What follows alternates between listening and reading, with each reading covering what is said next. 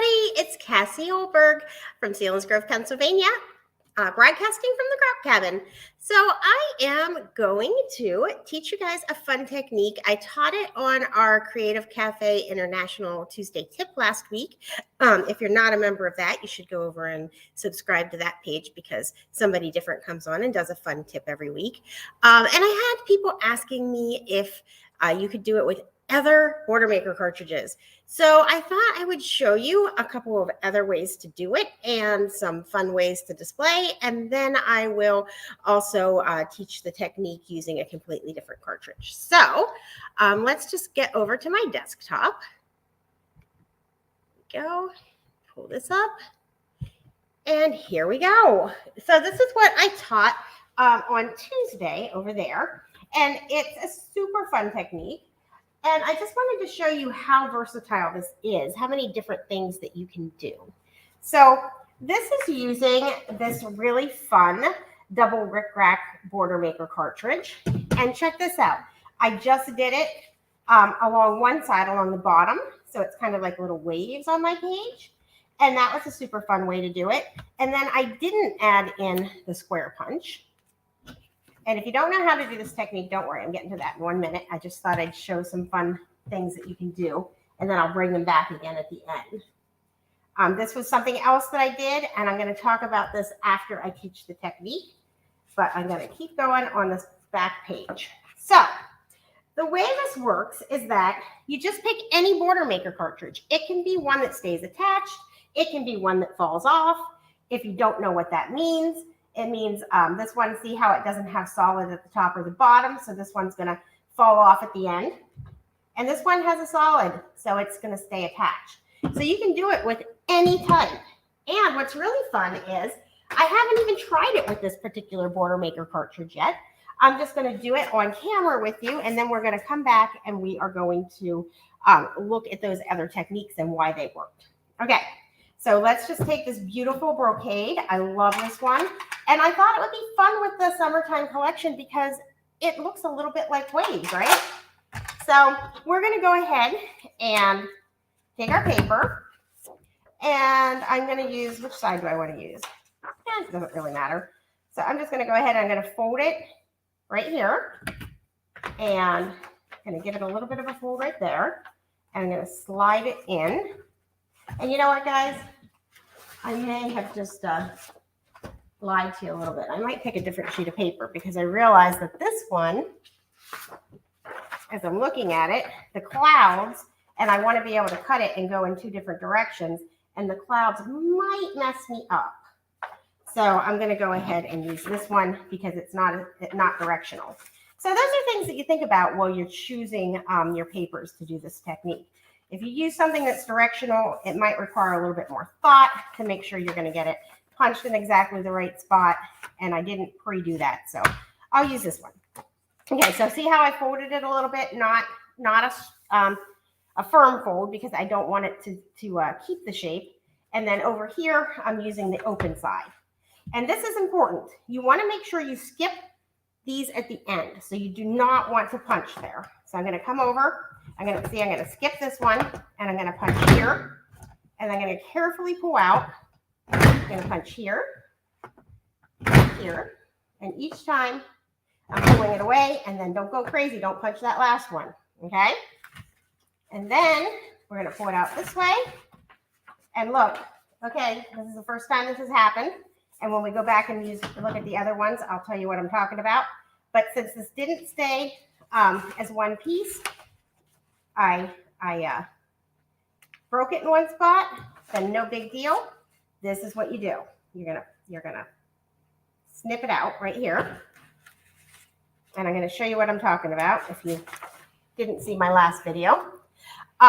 See how this little piece on here, it stayed complete all the way across. And so when it does that, you can use that as part of the design if you want, or you can cut it out. You have a choice. If you accidentally do what I just did and it comes out on its own, not a big deal. You just go ahead and you just cut it out just like there. Okay, so now I'm going to take it and I'm going to go the opposite direction. And now you have to be really careful because you go with the other open end, and this part's already flopping around, right? So when you put it in, it's going to be harder to get it out when we're done. So I'll show you how to do that. And then we're going to skip that first one just like we did before. And we're going to come here. This is going to be easier if I get that out of my way. And see how it's easier if you come up from below and you don't have to go back over top the part that's already punched. And this time it stayed attached. So now I get to decide, do I want to cut it out like I did on the other sides, or do I want to leave it? And I'll just go ahead and leave it attached so you can see what I'm talking about. Now, if you don't have this all the way up, it's easier to scoosh it out. This one's a very fancy one. Okay. So now look, we have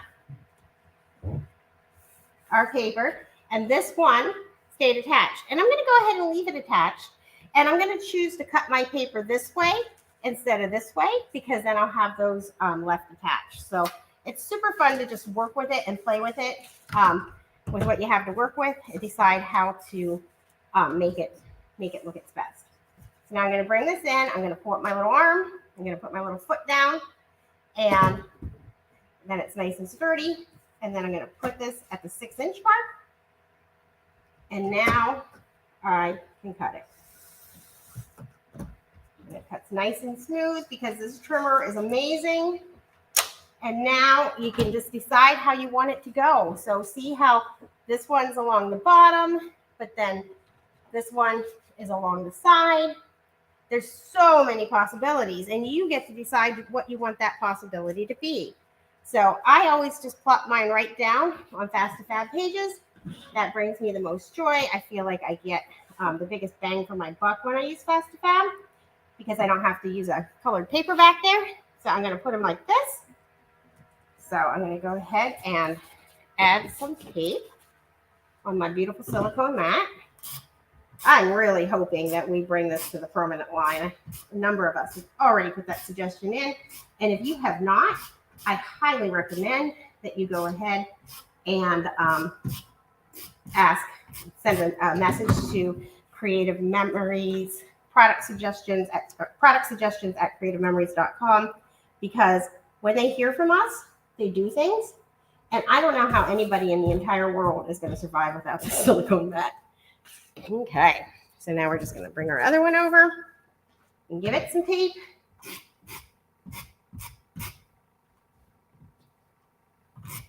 And this is just such a fun technique. I mean, honestly, you could do an entire album with just this technique as far as I'm concerned. It's so cute. Okay. This over and add it. I'll show you a couple more little things, and then we're going to go back to the other pages I did and talk about some of the things that made those work. So this is going to come up. Oh, I see people are starting to say hi. Hello, hello. Okay, so the next fun thing to know is that these squares that end up in the corners are the same exact size as the new square punch. So you can just punch out for these squares.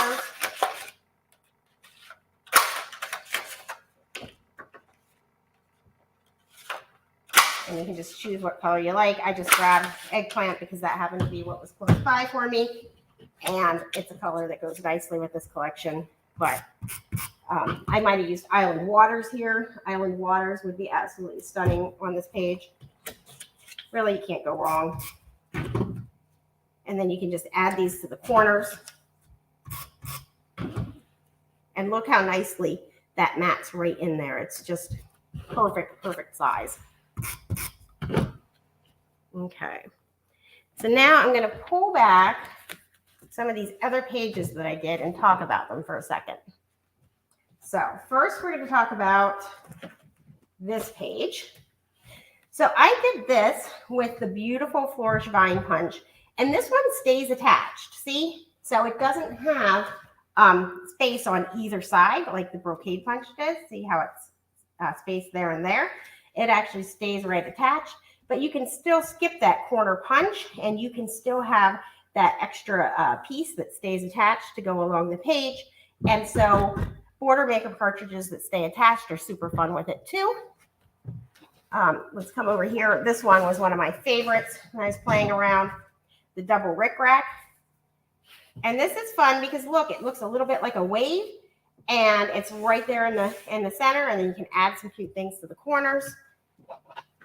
And then of course this one is with the starfish, which I am going to play around with this next with the new USDA paper and borders, because guess what?